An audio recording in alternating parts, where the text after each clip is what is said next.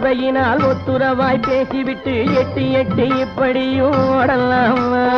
வெட்டுமிழி பார்வையினால் ஒத்துறவாய் பேசிவிட்டு எட்டி எட்டி இப்படியும் ஓடலாமா? கையை தொட்டு பேச மட்டும் தடை போடலாமா? ஏமா ஏமா ஏமா ஏமா